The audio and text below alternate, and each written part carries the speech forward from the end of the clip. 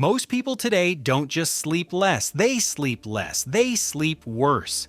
They lie in bed exhausted but wired. They wake up tired even after 8 hours. They track sleep, optimize sleep, hack sleep, and still feel unrested. But here's an uncomfortable truth that historians have only recently rediscovered. Medieval peasants sleeping on straw mattresses in drafty cottages without central heating or modern medicine likely experienced deeper, more restorative sleep than you do tonight. Not because they were tougher, not because life was simpler, but because medieval life had something we've lost, a structure that automatically protected sleep. The medieval world, roughly spanning 500 AD to 1500 AD, operated without electricity, without screens, without artificial light beyond weak candles and hearth fires. And in that 1,000-year period, humans developed sleep patterns perfectly aligned with their biology. In this video, we're going to explore how medieval people actually slept, why their rest was more effective than ours, and how the modern world systematically dismantled every system that once made sleep inevitable. This isn't about romanticizing plague and poverty, it's about understanding what we traded away when we conquered darkness. If this channel helps you understand why modern life feels harder than it should, subscribe to Before Modern Life. We explain what changed, without nostalgia, without panic, just clarity. Today, sleep problems are treated as personal failures. You're told to optimize your routine, buy better mattresses, take supplements, download apps, follow elaborate protocols, and when these don't work, you're told you're doing something wrong. But here's what sleep researchers have discovered. Modern sleep problems are systemic, not individual. We ask the human brain to shut down instantly after hours of stimulation, ignore artificial light that mimics daylight, override circadian biology evolved over millennia, sleep on command in environments that signal alertness. Medieval people faced none of these challenges. Not because they were disciplined, because their world didn't fight their biology. When a medieval farmer lay down at night, his environment had already prepared him for sleep. The day's physical labor had exhausted his body. The darkness had signaled his brain for hours. There was nothing left to do, nothing demanding his attention, no glowing rectangle calling him back to alertness. Sleep wasn't something he tried to achieve. It was the only option left. We've replaced that inevitability with struggle. To understand medieval sleep, you must first understand medieval darkness. And medieval darkness was absolute. This is nearly impossible for modern people to truly grasp. We've lived our entire lives in a world where darkness is optional, where a switch banishes night entirely. Medieval people had no such option. When the sun set over a medieval village, homes darkened to near total blackness, activity contracted to the space around the hearth, work stopped because it literally couldn't continue. The world shrank to flickering shadows and whispered conversation. Light was precious and scarce. Candles were expensive commodities. A single tallow candle might represent hours of labor. Beeswax candles were luxuries reserved for churches and nobility.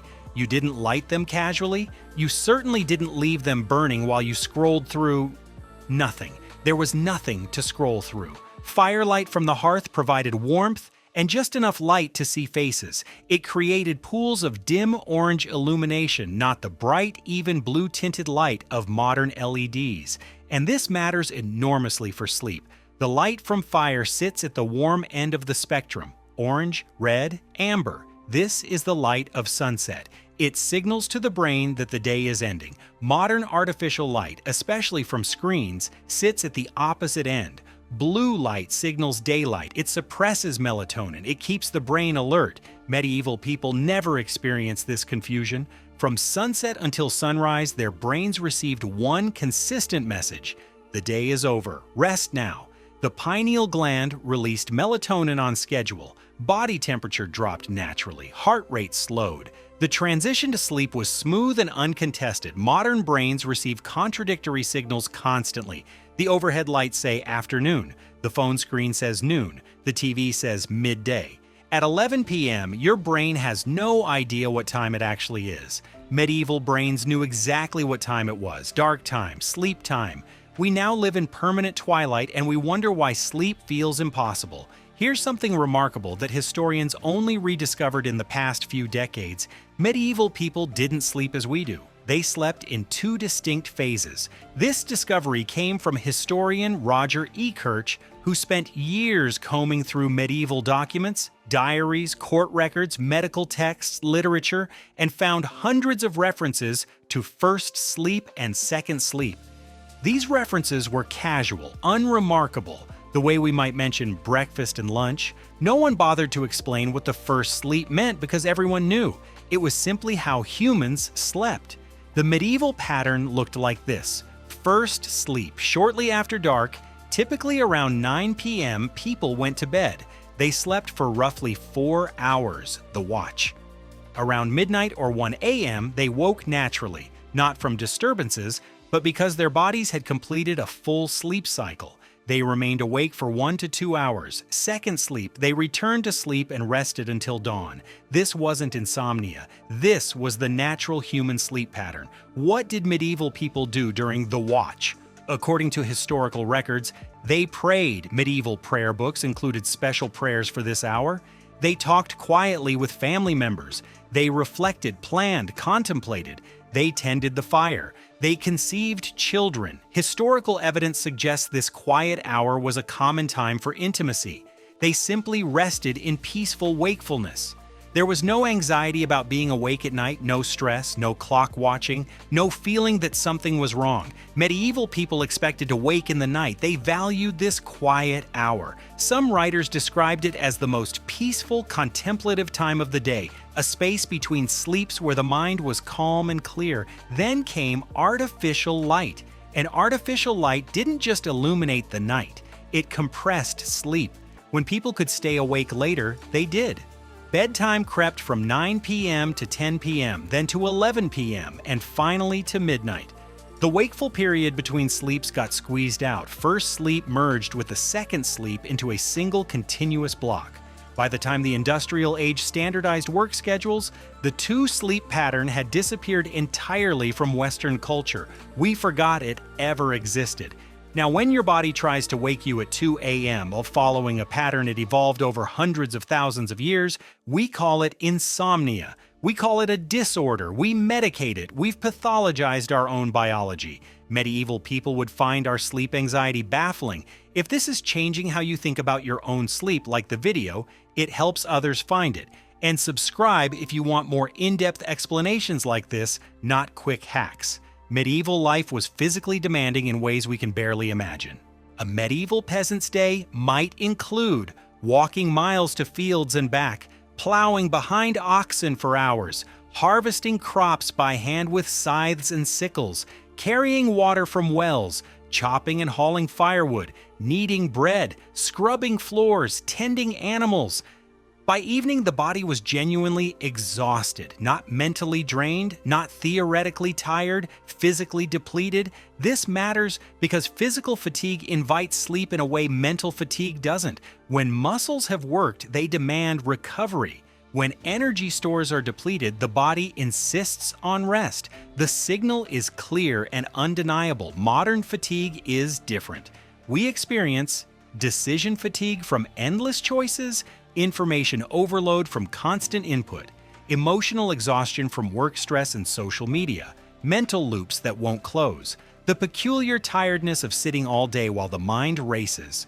Mental fatigue keeps the brain alert, not calm. Here's the cruel irony of modern life. You can be exhausted and unable to sleep at the same time. Your mind is depleted but overstimulated. Your body is restless from underuse. Nothing aligns. Medieval people didn't face this mismatch. Their mental and physical fatigue synchronized. By nightfall, both body and mind were ready for rest, genuinely, completely ready, not theoretically ready while part of the brain keeps spinning. We've traded physical labor for mental labor. We've gained comfort and lost the tiredness that earns sleep. In the medieval world, days ended whether you wanted them to or not. When darkness fell, work stopped because it had to. Tools were put away until morning light. Options contracted to what could be done by firelight. Tomorrow's tasks were genuinely inaccessible until tomorrow. There was no choice in the matter. Darkness enforced endings. This meant something profound for the mind. Closure was automatic. When you couldn't continue working, your brain stopped trying to work. When tomorrow's problems were sealed away by darkness, you stopped rehearsing them. When the day was truly physically over, the mind accepted it. Mental loops closed naturally. Modern life offers no such closure. Even at midnight, your phone remains accessible, email continues arriving. Tomorrow's tasks are one tap away. Unfinished work haunts you from your pocket. The boundary between day and night is entirely self-imposed. The option to continue always exists, and because it exists, part of your mind never fully releases. Even when you're not working, you're aware that you could be. Even when you should be resting, vigilance remains. Even when the day should be over, it isn't really. Medieval people experienced something we've almost entirely lost: the certainty that the day was done. They didn't have to decide to stop. The world stopped for them. We have to manually create endings in a world designed to prevent them, and we do this every night, using willpower that medieval people never needed to spend. Medieval sleep was also communal in ways we've forgotten. People didn't sleep in isolated private bedrooms. A typical medieval household might have the entire family sleeping in one room: parents, children, sometimes servants or apprentices.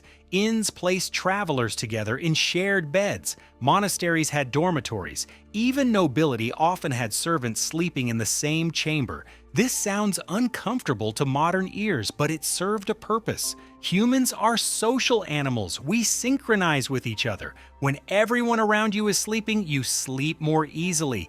The social cues reinforce rest. The rhythm is shared, not individual. Medieval villages went to bed together and woke together. The collective rhythm was powerful and effortless. Modern sleep is radically individualized. We each have our own room, our own schedule, our own preferences. We might live in apartment buildings with neighbors keeping entirely different hours. We share homes with people whose bedtimes differ by hours. The social synchronization that once made sleep easier has shattered. We've gained privacy. We've lost the communal rhythm that supported rest. Here's the trap we've fallen into. We try to fix modern sleep problems inside the same system that causes them. We optimize pillows and mattresses, apps and trackers, supplements and drugs, temperature and sound, routines and rituals. All of this assumes sleep can be hacked at the individual level, but we don't restore true darkness, enforced endings, physical exhaustion, natural rhythm, social synchronization. We treat symptoms while leaving causes untouched. Medieval people had none of our optimization tools. They didn't need them. No sleep tracking, no melatonin supplements, no white noise machines, no elaborate bedtime routines, no apps, protocols, or sleep hygiene tips. Their lives were the sleep protocol, the structure of medieval existence, the darkness, the physical labor, the enforced endings, the shared rhythms, delivered them to rest without effort or intention. We've dismantled that structure, and we're trying to replace it with products. It doesn't work. Sleep isn't a hackable process. It's an outcome of a life structured correctly. Let's be clear about something. Medieval life was hard. The medieval world had high mortality rates, limited medical care, cold, drafty living conditions, backbreaking labor, food insecurity, short life expectancy, genuine suffering we've largely eliminated. Modern life gave us comfort, safety, longevity, and freedom. These are real goods. We chose them for reasons, but every trade has costs. When we conquered darkness with artificial light, we lost the biological signal that prepared us for sleep. When we eliminated physical labor, we lost the fatigue that earned rest. When we created 24/7 availability, we lost the enforced endings that closed mental loops. When we individualize our lives, we lose the shared rhythms that synchronize sleep. Medieval people slept better, not because they had some secret wisdom. They slept better because their world automatically protected sleep.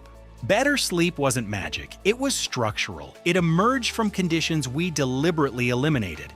Understanding this doesn't mean we should abandon electricity or return to medieval conditions. That's neither possible nor desirable.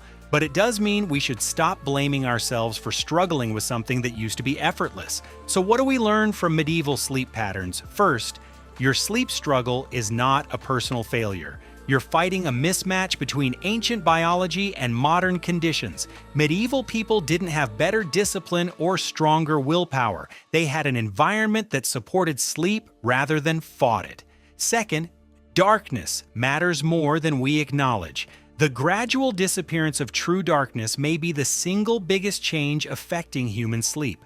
Dim your lights dramatically after sunset. Eliminate screens in the hour before bed. Create darkness since your world won't create it for you. Third, physical fatigue is underrated. The more sedentary your life is, the harder it is to sleep. Move your body, earn your rest. Medieval peasants didn't need fitness apps. Their lives demanded movement. We have to choose it deliberately. Fourth, create endings artificially. Since the world won't end your day for you, you must do it yourself. Devices away, work closed, options removed. Not because you're disciplined, but because you're recreating what medieval darkness did automatically. Fifth, give your mind time to discharge. Medieval evenings were hours of gradual wind down. The transition from activity to sleep was slow and natural. Build a buffer. Let the mental loops close before you expect unconsciousness.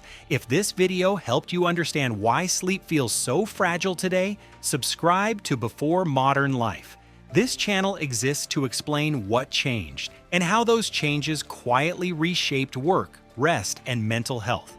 The medieval world wasn't better, but it was structured differently, and that structure protected things we now have to fight for. Comment below if you've ever felt tired even after enough sleep. Share this with someone who struggles to turn their mind off at night. Sleep didn't get worse because people got weaker. It got worse because we built a world that never gets dark, never stops demanding attention, and never truly ends. Medieval peasants knew something we've forgotten. Sleep isn't something you achieve. It's something you arrive at when everything else finally stops.